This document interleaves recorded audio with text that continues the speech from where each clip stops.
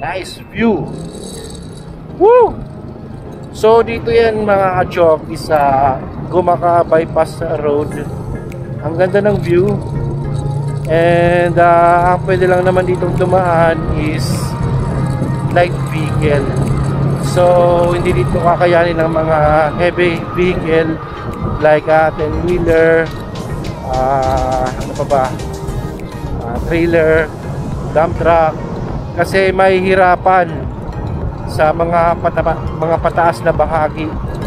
So pwede lang dito is yung mga light vehicle tulad ng kotse, van, pick-up, and SUV. So mas mapapadali kasi ang pagdaan dito compared dun sa bayan ng Gumaka. Dahil pagdating kasi dun sa bayan, yung sa part ng Jollibee o church ba yun, nag-aantayan muna na lumiko yung mahabang truck bago magpag-go.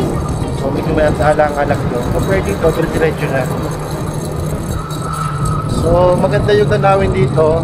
Actually, kaunti lang naman din yung mga paakyatin, pero mas marami na yung pababa.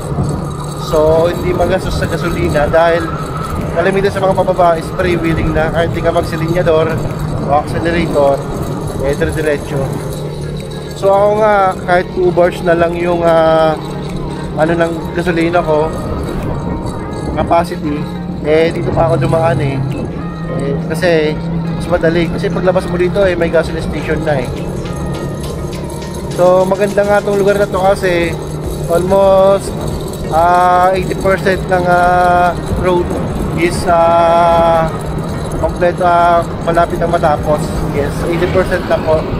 So kakaunti na lang yung titira na hindi dito semento. Halos karamihan ng daanan dito is puro na semento. Saka isa pa, maganda yung tanawin. Kaya yung dumaan dito mga ka-jockey, sa mga babayahin papuntang Bicol or pabalik ng Manila, dito kayo dumaan sa mga light vehicle or mga nakamotor. Ang ganda, ang lakas ng sariwa ng hangin. Saka dito kaunti pa yung mga bahay-bahay dito. So kung gabi naman, I think ayaw ko pumasok dito ng gabi kasi walang street light. Saka medyo delikado pa.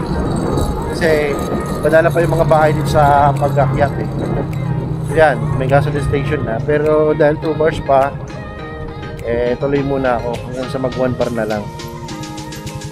Okay. So that's it.